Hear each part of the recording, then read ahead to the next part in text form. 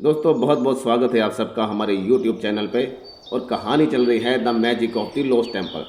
दोस्तों आज इस कहानी का 18वां एपिसोड शुरू होने जा रहा है।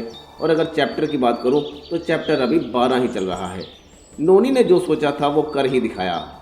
आज इस बावड़ी से और भी बहुत कुछ मिलने वाला है, तो आइए शुरू करते हैं। आखिरकार उषा ने नोनी को देखा। वो कचरा इकट्ठा करके प्लास्टिक की थैली में डाल रही थी। अपनी माँ को देखते ही नोनी का चेहरा खुशी से चमक उठा। उसने जल्दी जल्दी पास ही खड़े एक टैंक से अपने हाथ मुंह धोए और जाके अपनी माँ को गले लगा लिया। नोनी की माँ भावुक होते हुए कहने लगी, मेरी बच्ची, मैं चाहे दिल्ली में थी, लेकिन मेरा दिल हमेशा यहीं पर था, तुम्हारे पास। मैं दिल्ली से तुम्हारे लिए बहुत कुछ लाई हूँ, बहुत सारे कपड़े और कुछ क्विज बुक्स भी लाई हूँ। और हाँ, तुम्हारे दोस्तों के लिए भी मैंने बहुत सारे गिफ्ट लिए हैं। नोनी से बात करते हुए उषा का ध्यान उसी इमारत पर गया जहां पर बहुत सारे मजदूर काम कर रहे थे। उसे देखते ही वो हैरानी से बोली, हे भगवान, मैंने कभी नहीं सोचा था कि ये इतनी खूबसूरत होगी। नोनी मुस्कुराते हुए कहने लगी, मम्मा आइए मैं आपको रशीद अंकल से मिलवाती हूँ, वो आपको और भी बहुत कुछ बताएंगे। शेखर भी हैरान तो थे पर इतने नहीं। क्या हुआ अगर हजारों साल पुरानी एक इमारत मिल भी गई। शहरों के मुकाबले गांव के लोग कुछ ज़्यादा ही फ्री होते हैं। बेंगलोर जैसे शहर में ऐसी बातों के लिए वक्त है ही किसके पास। हमें तो काम और यात्रा के बीच एक एक मिनट का हिसाब रखना पड़ता है। अब शहर भी इतने बड़े हो गए हैं कि एक ही पल में सबके हैं और एक ही पल में किसी के भी नहीं। इसी बीच अब्दुल रशीद भी वहां पर आ गए। हेलो शेखर, कैसे हैं आप? अरे मैं बिल्कुल ठीक हूँ अब्दुल साहब, आप कैसे हो? मैं भी बिल्कुल ठीक हूँ। अच्छा शेखर, मैं तुम्हारे पापा से बहुत खुश हूँ। अरे उनका दिल बहुत ही बड़ा है, बड़े अच्छे इंसान हैं वो। जब से ये काम शुरू हुआ है वो हमारे साथ ही हैं। पूरा दिन कुछ न कुछ चलता रहता है। कभी हमारे लिए छाछ आती है, सुबह ब्रेकफास्ट आता है, दोपहर का खाना आता है, कभी नारियल पानी आता है। अरे मैं बहुत खुश हूँ। ऐसा सेवा भाव मैंने शहर में कभी नहीं देखा शेखर। कई दिनों से उनके खेतों की सब्जियां शहर बिक्री के लिए नहीं गई। सारी की सारी सब्जियां यहीं पर इस्तेमाल हो रही हैं क्योंकि यहाँ पर बहुत सारे मजदूर काम कर रहे हैं। और हाँ, फिलहाल के लिए मैंने मीडिया वगैरह को बिल्कुल मना करके रखा है। अगर वो लोग एक बार यहाँ आ जाएंगे तो बहुत सारे सवाल पूछेंगे जिनका जवाब शायद अभी मेरे पास नहीं होगा।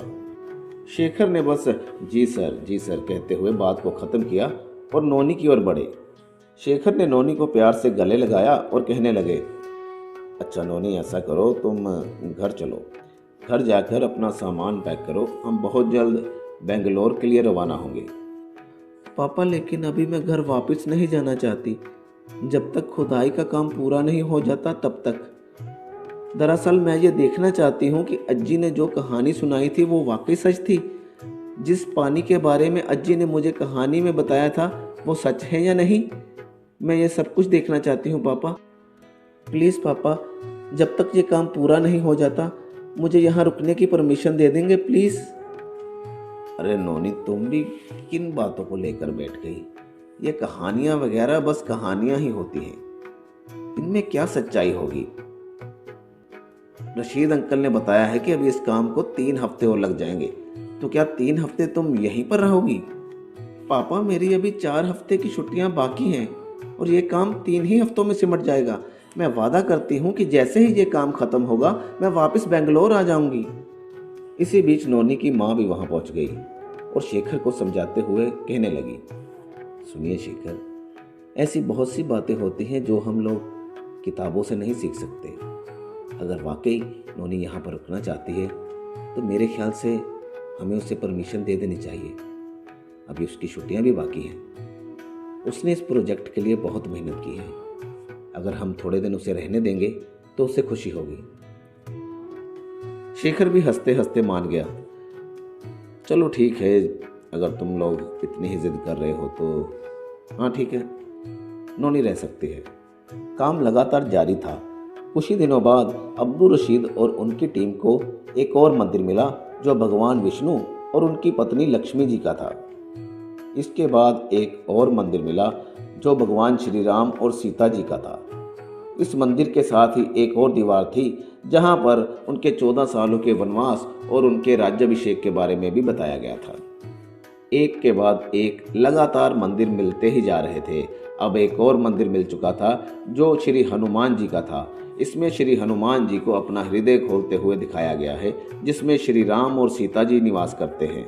अगला मंदिर देवी दुर्गा जी का था, जिसमें उन्हें राक्षस महिषासुर का वध करते हुए दिखाया गया था, जबकि चबूतरे पर माँ दुर्गा और देवी पार्वती के बारे में वर्णन किया गया था। सातवां मंदिर भगवान गणेश जी का था। उनके एक हाथ में लड्डू था और दूसरे हाथ में किताब। इसके अलावा 2 हाथों में हथियार भी दिखाए गए थे। आखिरी मंदिर देवी गंगा जी का था। उनके हाथों में एक बड़ा सा घड़ा था और चबूतरे पर समुद्र मंथन के बारे में विस्तार से लिखा गया था। और आखिरी सीढ़ी पर एक गाय का चेहरा बना हुआ था। उसी रात अज्जा को तेज बुखार हो गया। वो बिस्तर से हिल भी नहीं पा रहे थे। अज्जी ने उन्हें सलाह दी कि अगली सुबह वे इस काम के लिए ना निकलें, उन्हें आराम की सख्त ज़रूरत है। लेकिन अज्जा कहाँ मानने वाले थे। वो अगली सुबह ठीक समय पर उसी जगह पर पहुंच गए जहां पर काम चल रहा था। लेकिन अब्दुल रशीद ने उन्हें फ़ौरन वापस जाने के लिए कहा और अज्जा ने उनकी बात मान ली। वो वापस घर आ गए। लेकिन बुखार कई दिनों तक बना रहा। अज्जी को बहुत चिंता होने लगी। उन्होंने अपने बेटे शेखर को कॉल किया और कहा, देखो बेटे, तुम्हारे बाबा को कई दिनों से बुखार है और बुखार टूटने का नाम नहीं ले रहा। मैं उन्हें पास ही कस्बे में किसी अस्पताल में ले जाना चाहती हूँ, या फिर तुम मुझे बताओ उन्हें कौन सी दवा देनी चाहिए। शेखर ने जवाब दिया, अम्मा, सबसे पहले उनके खून की जांच करवानी होगी। कहीं उनको कोई वायरल संक्रमण तो नहीं हुआ। बेंगलोर में भी बहुत सारी बीमारियां फैली हुई हैं। यहाँ पर तो स्वाइन फ्लू, चिकनगुनिया और बहुत सारी बीमारियां चल रही हैं। सबसे पहले तो उनके खून की जांच करवानी होगी। अज्जी, क्योंकि अब वो बूढ़े हो चुके हैं, इसलिए उनका इलाज जल्दी से जल्दी शुरू करना चाहिए। मैं तो आपको यही सलाह दूंगा कि आप उन्हें लेकर बेंगलोर चले आएं। अज्जा भी शेखर की आवाज़ फ़ोन से सुन रहे थे और वो खींच कर बोले, मैं कहीं नहीं जाऊंगा। इस हालत में मैं कोई भी सफ़र नहीं कर सकता। मैंने कह दिया, मैं कहीं नहीं जाने वाला। शेखर की माँ बोली, अरे तो बेटा, तुम यहाँ पर क्यों नहीं आ जाते? तुमसे बेहतर अपने पिता की देखभाल कौन कर सकता है? मैं तो यही कहती हूँ कि तुम वापस यहाँ पर आ जाओ। शेखर ने कोई जवाब नहीं दिया और फ़ोन रख दिया। लेकिन अगली ही सुबह शेखर सोमनहल्ली पहुँच चुका था। शेखर ने यह भी देखा कि गांव के बहुत सारे लोगों में भी उनके अप्पा जैसे ही लक्षण नजर आ रहे थे। शेखर ने पूरी कोशिश की कि उन सब लोगों को भी दवा दी जा सके। शेखर ने अपनी माँ से पूछा, अज्जी ज़रा बताइए, यहाँ पर जो स्वास्थ्य केंद्र है वहाँ के डॉक्टरों का क्या हुआ? अरे बेटा, क्या बताऊँ, वो सारे डॉक्टर तो छुट्टी पर जा चुके हैं। फिलहाल तो सिर्फ आप ही हो जो हम सब लोगों की सहायता कर सकते हो। बेटा, तुम भी गाँव के बेटे हो। अगर तुम्हें इस सेवा का मौका मिला है तो मैं तो यही कहूँगी कि तुम्हें ज़रूर करनी चाहिए। आखिर ये तुम्हारा फ़र्ज़ भी है बेटा। अगर भगवान तुमसे ये सेवा करवानी चाहते हैं तो तुम्हें ज़रूर करनी चाहिए बेटे। सब लोगों की रक्षा करो बेटे, ये तुम्हारा फ़र्ज़ है। शेखर ने कुछ नहीं कहा और वापस बेंगलोर चले गए। अब तक 2.5 हफ्ते बीत चुके थे। लगभग 8 मंदिर मिले थे और 21 सीढ़ियाँ मिल चुकी थी और साफ सफाई का सारा काम हो चुका था। अब ये संरचना देखने के लिए बिल्कुल तैयार थी। नोनी ने मिस्टर रशीद से पूछा, रशीद अंकल, क्या आप बताएंगे? मुझे मम्मा बताती थी कि जब भी किसी नए काम की शुरुआत होती है तो सबसे पहले भगवान गणेश की पूजा की जाती है, लेकिन यहाँ पर तो उल्टा है। भगवान गणेश की प्रतिमा सबसे आखिर में है। ऐसा क्यों? आप कुछ बता सकते हैं? गुड क्वेश्चन बेटा। वेल, ऐसा इसलिए होगा क्योंकि सबसे पहले तालाब का पानी भगवान गणेश की मूर्ति को ही छुएगा। आई बात समझ में? नोनी ने हाँ में सिर हिलाया। ये जो मंदिर तुम देख रही हो, ये राजा सोमनाथ ने 1000 ईस्वी में बनाया था। राजा सोमनाथ सभी देवी देवताओं में विश्वास रखते थे, इसीलिए आपको इतने सारे मंदिर मिले। ये मंदिर उन्होंने अपने पिता की याद में बनवाया था और इस मंदिर को बनाने में लगभग 10 साल लगे। उस समय के सबसे बेहतर कारीगरों ने मिलकर इस मंदिर का निर्माण किया था। इस बावड़ी के पानी को सिर्फ पीने के लिए इस्तेमाल नहीं किया जाता था, और हाँ, हर पूर्णिमा वाले दिन इस मंदिर को रखरखाव और मुरम्मत के लिए बंद रखा जाता था। सोमनायक बड़े ही दयालु स्वभाव के राजा थे। उन्होंने सैकड़ों एकड़ भूमि लोगों को यूं ही दान कर दी। इस पूरे एरिया को 7 भागों में बांटा गया है। सबसे पहला भाग मुख्य पुजारी का है और उसके परिवार के रहने के लिए जगह बनाई गई है। दूसरा भाग उस व्यक्ति के लिए रखा गया है जो मंदिर की मुरम्मत और रखरखाव का काम देखता है। तीसरा भाग उस आदमी के लिए है जो मंदिर में साफ सफाई का काम करता है। चौथा भाग उस आदमी के लिए है जो मंदिर की सभी मूर्तियों के लिए फूल मालाएं बनाता है। पांचवा भाग उस आदमी के लिए है जो हर रोज राजा के नाम पर दीपक जलाता है। छठा भाग मंदिर में संगीतकारों और नृत्य करने वालों के लिए रखा गया है। सातवां और अंतिम भाग यात्रा पर आए हुए लोगों के लिए रखा गया है। यहाँ पर उन लोगों के लिए रहने और खाने पीने का इंतजाम किया जाता है। अगर कोई भी व्यक्ति इस जगह पर कब्जा करने की कोशिश करेगा तो उसे दंड भी दिया जाएगा। राजा सोमनायक ने यह घोषणा कर रखी थी। मैं राजा सोमनायक ये घोषणा करता हूँ, आने वाले समय में जो कोई व्यक्ति भी मंदिर के किसी भी कार्य के लिए हमारी सहायता करेगा, मैं हमेशा उसका आभारी रहूँगा। वो व्यक्ति किसी भी जाति धर्म का हो, इससे मुझे कोई फर्क नहीं पड़ता। मैं हमेशा उनका आभारी रहूँगा। मेरी तरफ से उन सभी लोगों को चरण स्पर्श। इतनी बड़ी उपलब्धि को देखकर सारा गांव बहुत ही खुश था, लेकिन अज्जा और अज्जी थोड़े से उदास थे। उनकी इस उदासी का क्या कारण था? अज्जा अज्जी पानी की कमी को लेकर थोड़े चिंतित थे। वो तो ये सोच रहे थे कि बिना पानी के कुआं, मतलब पत्तों के बिना वृक्ष, या फिर सूरज के बिना आकाश, या फिर चांद तारों के बिना रात कैसी होगी। कुछ लोगों के मन में यह भी सवाल था कि आखिर ये मंदिर बंद क्यों हो गया होगा। अब्दुल रशीद ने कहा, मैं आपको पूरे विश्वास के साथ तो नहीं कह सकता, लेकिन जहाँ तक मेरा दिमाग काम करता है तो मुझे तो यही लगता है कि जिस तरह से सारी मूर्तियाँ और मंदिर बिल्कुल सुरक्षित है, किसी भी जगह पर कोई नुकसान देखने को नहीं मिलता। इससे साफ पता चलता है कि किसी ने भी इस मंदिर पर आक्रमण नहीं किया होगा। राजा बहुत ही समझदार थे। किसी युद्ध की घोषणा होते ही उन्होंने इस मंदिर को रेत से ढक दिया, और जैसे ही युद्ध खत्म होगा हम इस रेत को दोबारा से निकाल देंगे और हमारा मंदिर पूरी तरह सुरक्षित रहेगा। लेकिन शायद ऐसा हो नहीं पाया। राजा वो युद्ध हार गए होंगे। बस इसी तरह से धीरे धीरे समय बीतता गया और ये कहानी आगे बढ़ते बढ़ते बढ़ते थोड़ी बहुत बदल गई। गांव का एक नागरिक कहने लगा, लेकिन पानी का क्या हुआ होगा? आपका सवाल बिल्कुल जायज़ है। मुझे ऐसा लगता है कि इस गाय वाली प्रतिमा को अच्छी तरह से देखना चाहिए। अब पानी को लेकर गांव के लोगों में जिज्ञासा बढ़ती ही जा रही थी। गांव की बहुत सारी औरतें तो हाथों में अपने बर्तन लेकर वहां खड़ी थी कि जैसे ही पानी निकलेगा सबसे पहले हम ही अपने बर्तनों में भरेंगे। गाय की प्रतिमा के आसपास की सारी मिट्टी हटा दी गई थी। अब्दुल रशीद ने गाय के मुंह में भी अच्छी तरह से मिट्टी निकालने की कोशिश की। गाय के मुंह से भी अच्छी तरह से मिट्टी हटा दी गई थी और सामने क्या नजर आया, एक बड़ा सा पत्थर रखा गया था। उस पत्थर को हटाया गया तो नजर आया कि गाय के मुंह में एक छोटा सा छेद था। शायद यह पत्थर इसीलिए रखा गया होगा कि पानी के प्रवाह को रोका जा सके। वेरी गुड, अब मैं समझा। राजा सोमनायक बहुत ही समझदार व्यक्ति थे। ये पत्थर उन्होंने जानबूझकर रखवाया था, क्योंकि इस पत्थर से पानी रुक गया और धीरे धीरे कुएं का पानी एकदम सूख गया था, और इसलिए कुएं को रेत से भरना बहुत ही आसान हो गया।